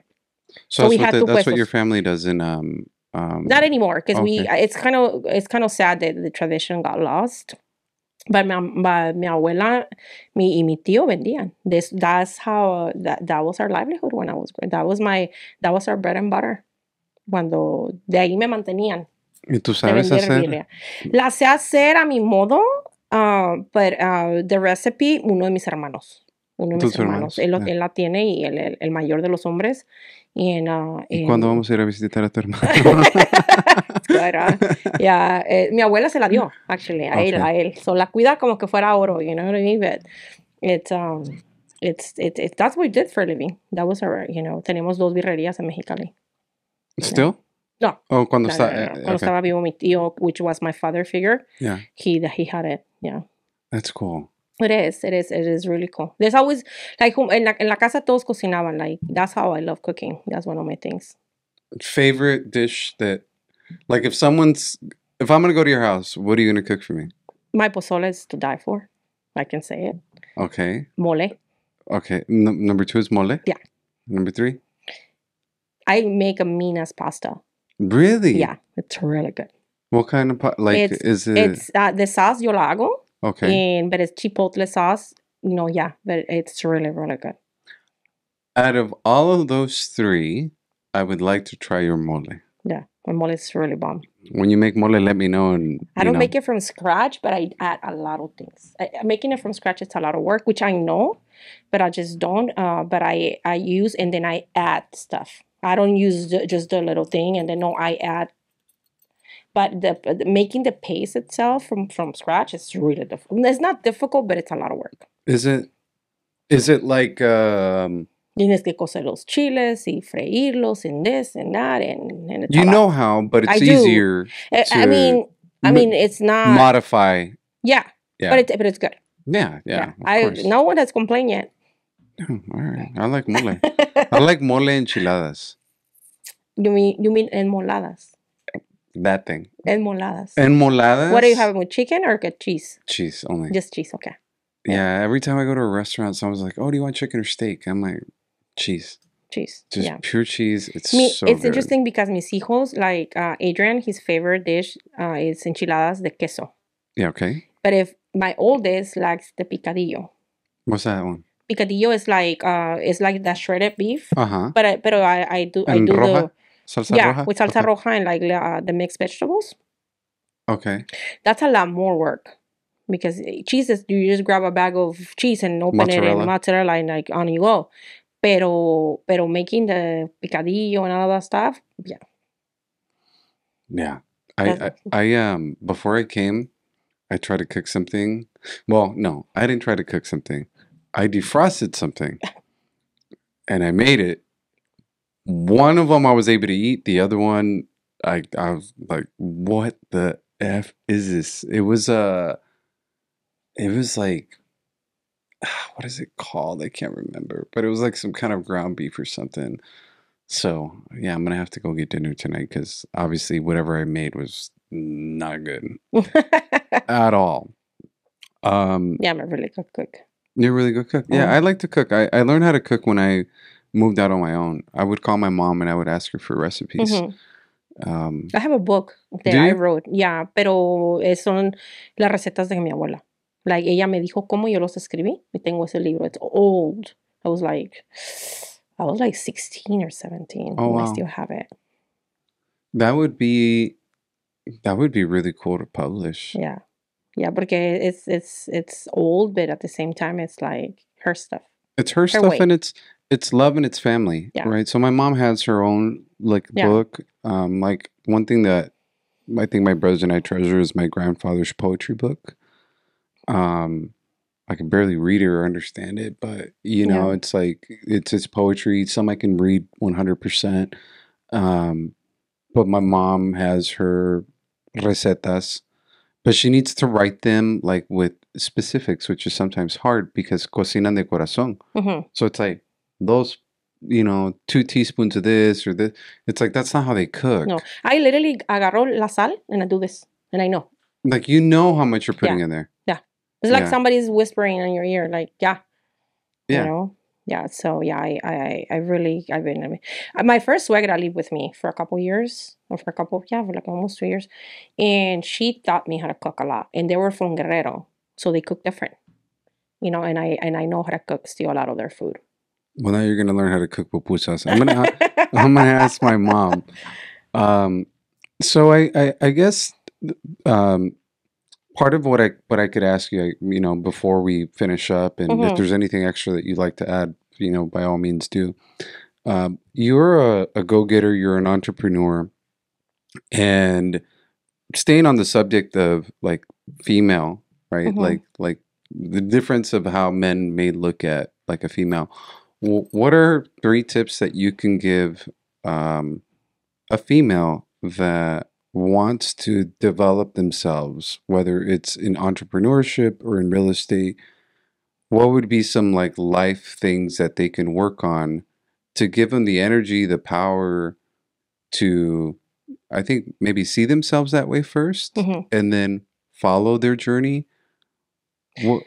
Because obviously, like you said, right, younger, you were in something that then you recognize that you shouldn't have been in. Yeah. And then you've gone through like the jewelry career, the mortgage career, and the real estate and building a team. So I think throughout each of those stages, you have to start recognizing like, okay, I need to move forward. And how do you change that like view of yourself to be able to take that leap? I think self-development. I honestly think that, you know, I last year I did self-development, PSI. I don't know if you ever heard of it. It's like MIT. And that brought my authentic self back, because I was this all my life, you know, the way I am again, you know, the way that I say how it is. Am I gonna be liked? Am I gonna be no? But back in my 20s or my 30s, still, I didn't care. I would just go for it, right? But for a minute, I feel like I had como lo que me pagué. And this course brought me back, and I believe the same way, like, for example, you're very authentic of what you do on social media. You have to be authentic. And most important, you have to love what you do. You combine those two and you'll find your niche. How do you find yourself again if you're a man or a woman that's lost? You have to dig deep to your roots and the roots of the problem. I'm still in process. You know, I only did the basic. I'm going to go to leadership, which is, I literally can tell you, I'm not going to share much of what I went through these 3 days that I did. But I was raised by a woman that was very old school. And it was very my way of the highway. And then it was always that, ¿sabes qué decía mi abuela? Mi abuela decía, si el marido llega borracho, te levantas y le haces su caldito de pollo. Si el marido te llega con pinturita en la mesa, para eso hay agüita de jabón. So, ella siempre, although yo puedo ser muy bocona o lo que tú quieras, yo siempre como que me cohibía con la autoridad de un hombre, right? So, not that I lost that, but I have a pattern. Like I've had narcissists all my life, you know, and I'm now no me dejo. Now no me dejo, no.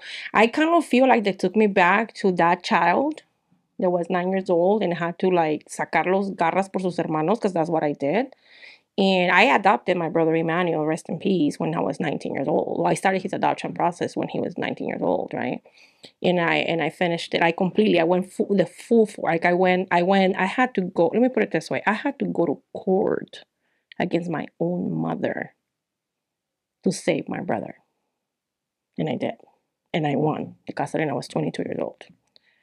So I feel that I went back to being rape again, but you have to address the issues.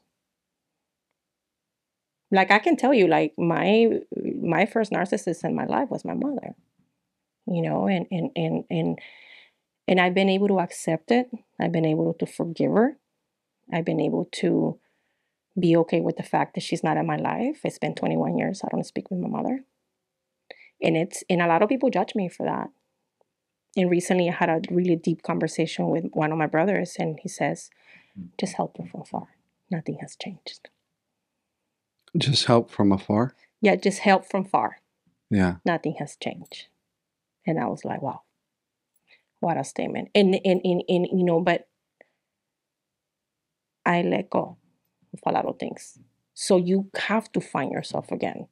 You know, as a lot of people, and my son, like, you have to heal your inner child in order for you to flourish. You have to. And I'm halfway there. You know, I have a lot of masculine on me.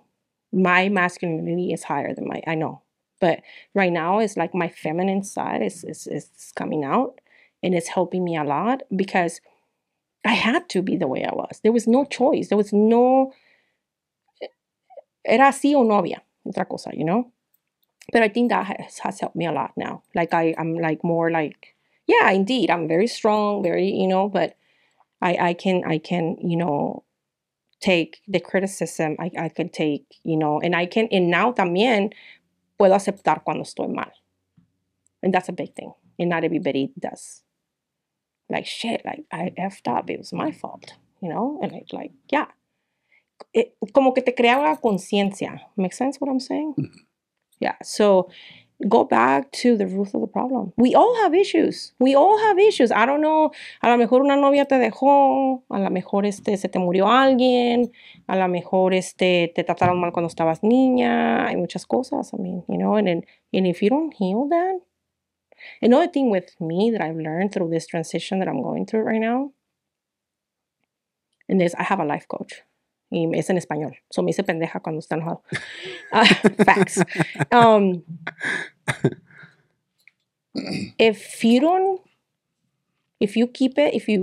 I used to keep everything inside of me. I don't anymore. I don't, because it's going to eat me alive and it's damaging me. And I was having anxiety attacks because of that. Now,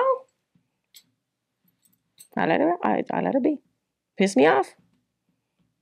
You know, and you have to, because as much, like, you don't have kids, right? Do you? No. Okay.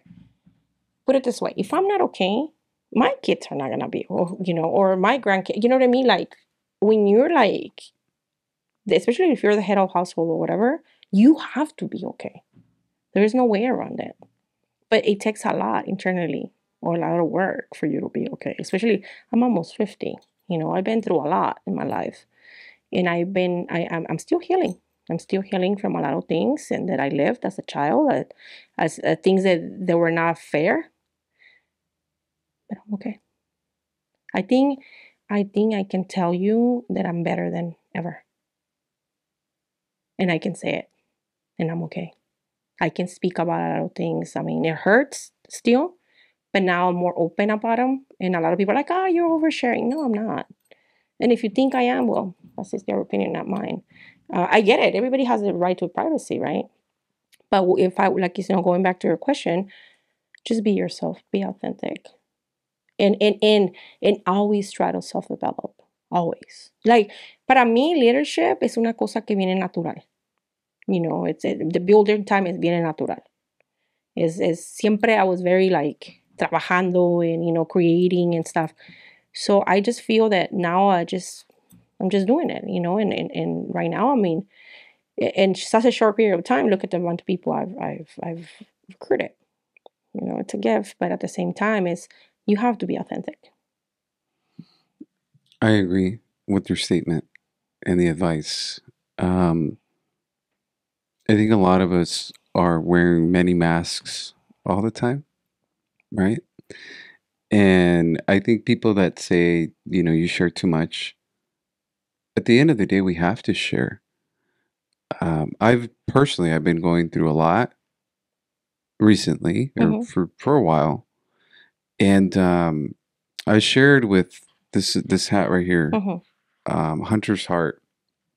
I had Shauna, his mom, on last week, and I was sharing with her that it got to a point where I was breaking, right? Like, I felt like I was breaking inside. Yeah. And I'm a very strong person, right? Heidi, just like yourself, I've been through a lot, born in another country, coming here, and like the journey of an immigrant, right? So I can carry stuff, and I'm the oldest, and I've been through a lot. So I've always felt myself that I can carry this. Like, I have to. There's no choice. Oldest brother, but it got to a point with what I've been dealing with that I was breaking and falling apart. And no one knew, right? Not my mom, not my brothers. Absolutely no one knew. But I had to share. Like, it got to a point where I know in my mind, logically, I know where I'm at, right? Like, I know where I'm at. But I was still suppressing it until I said, I can't fucking do this anymore. I gotta talk to someone. Like, I really gotta talk to someone. And I did. And it's okay, I'm unloading, right? And that piece of getting things out there, it's what a therapist is. It's what writing things down in a notebook are. It's what voice messages are. And it's part of a grieving process, almost like acceptance, right? Like, I have to accept this, and I have to vocalize, and I have to say it because I have to work through this. It takes a lot. It takes a lot. Because some people have called me crazy lately. Nah, we're all crazy. Pero pues sí, un poquito. And it's okay. It's okay. I mean, at the end of the day, they're not at closed doors. They're not there for me, with me or for me. And I had to, because I was broken last year. Yeah. And I can tell you another thing too. For the first time in my life, building the team and stuff is something that I'm doing for me. I've always been I bury in my entire family back to back. My father figure first, then my otro tío 2 years later, then my grandma 2 years later, then my brother 2 years later. And it was just a lot. And it comes to a point that you break. You can only be so strong for so long. In last year, I can tell you that I was broken. And there was somebody in this industry that picked me up. And I will forever be grateful with her, because if it wasn't for her, I don't know what I will be today. Yeah. I have. And if I ever had the opportunity, or when I have the opportunity to pay it forward, I will. Because that's just the way they're supposed to be. And I can tell you, like, I couldn't even talk about anything without crying, without bawling. Now it's like, okay, well. And then also at the same time, it's made me more kumbaya than ever. Because ya te hubiera rompido los hocicos si me hubieras diciendo cosas así. You know what I mean? Because I honestly, it's funny, because I was talking to one of my really good friends the other day, and she was like, you were mad, right? And I'm like, yeah. And she was like, but you were just quiet. And I was like, yeah. She goes, I'll be more scared of that. It's I think it's fun. I mean, obviously, you and I have talked maybe 2 times before this, maybe once or twice. and then getting to know you, and part of the story and your mindset and your thought.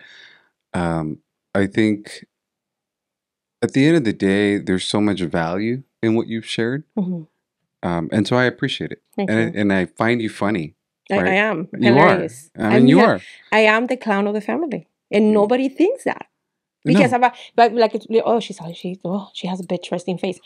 But you know what it takes? I'm an introvert, Ditto. but but when I'm around like people, I can ask all my friends. I am the clown. I crack jokes. Salgo con cada pendejada. They don't even know where I get them from, and everybody's laughing. And most of my friends laugh when cuando tengo la confianza y que me siento a gusto.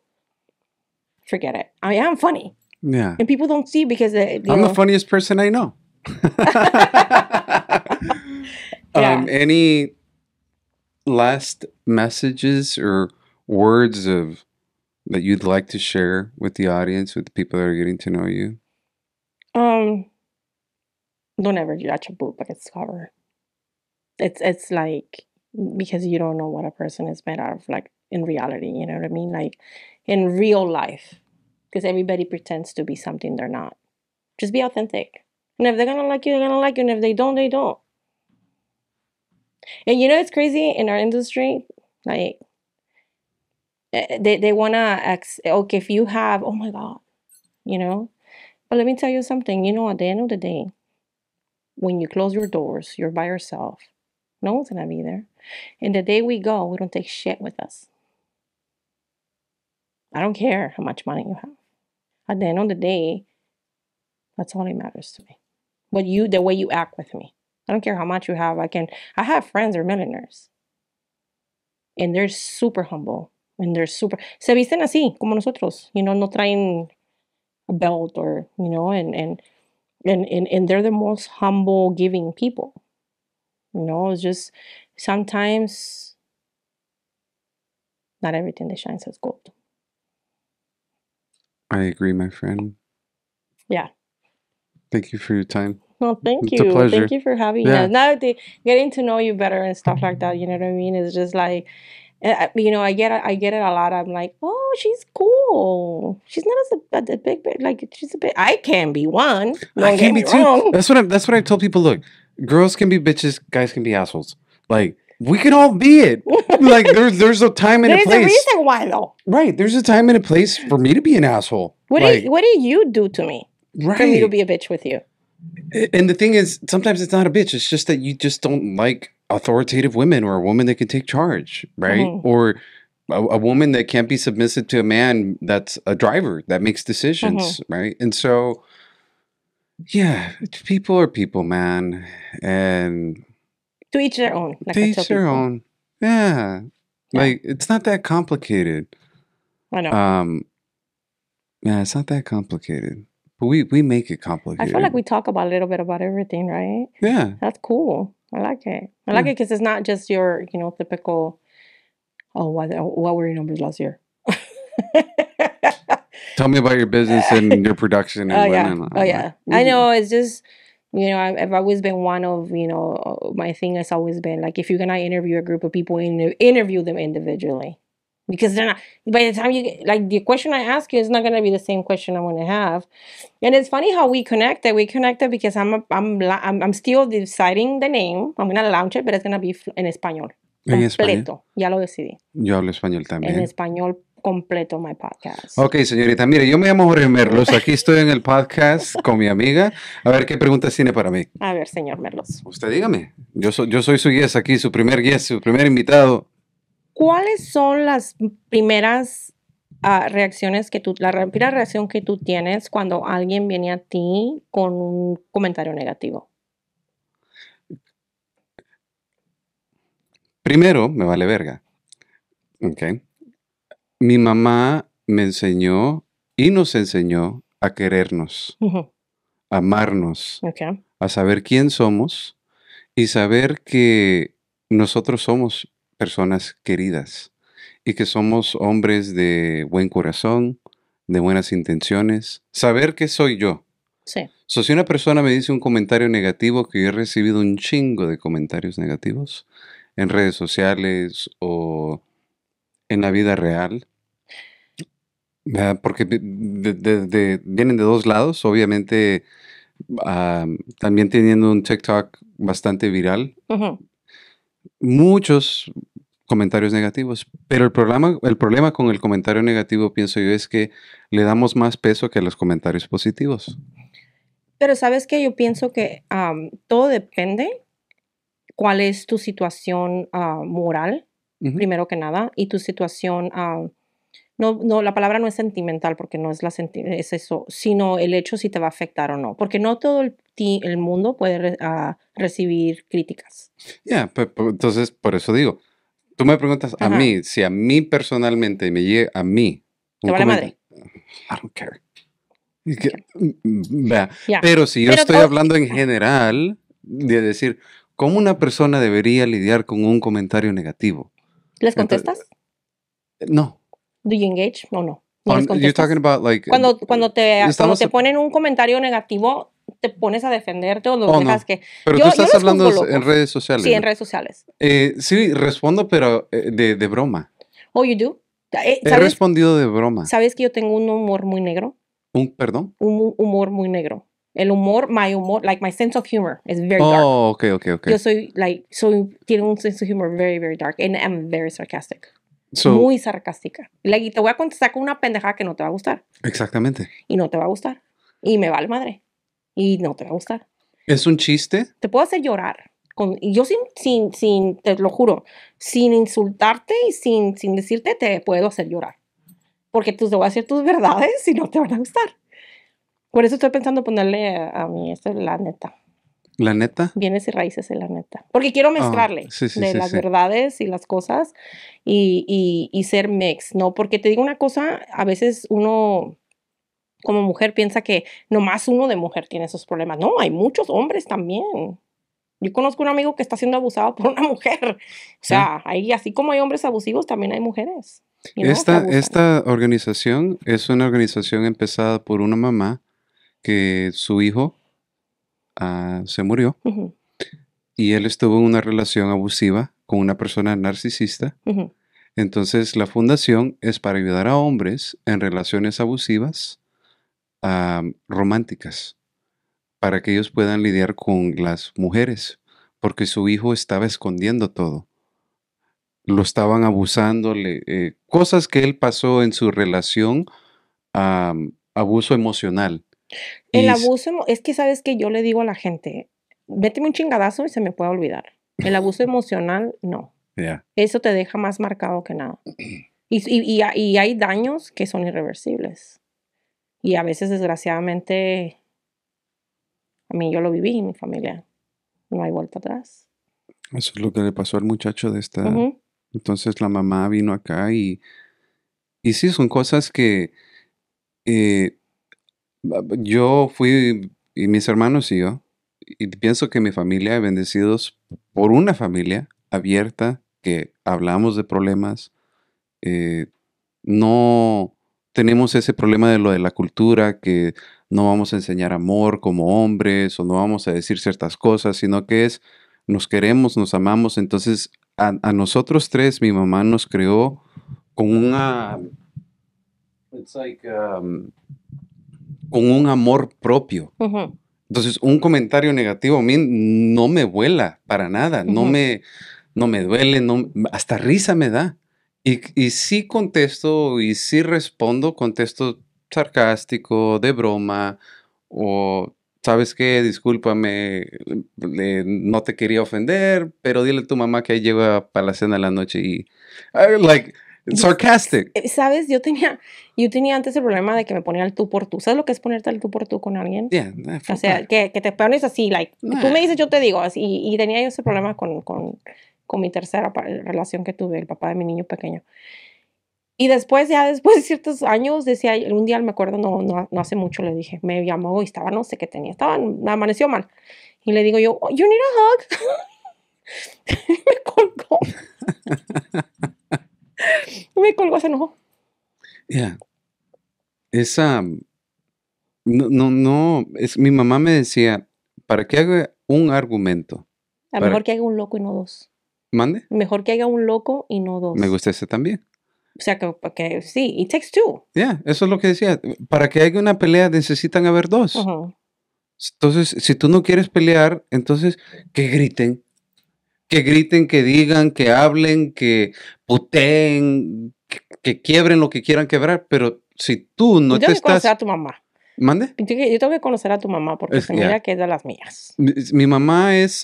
mi mamá da talleres. Ha dado talleres de superación. Mi mamá ha sido empresaria por 35 años. Ahora ya no. Ahora hace cosas pequeñas, pero ha dado talleres de superación, talleres de venta, de liderazgo, de sanar a tu niño. Mi mamá es chingona. Cuando mi hermano murió en el 2014, que van a ser 10 años ya, yo tomé un curso en español de sanación, taller de vida.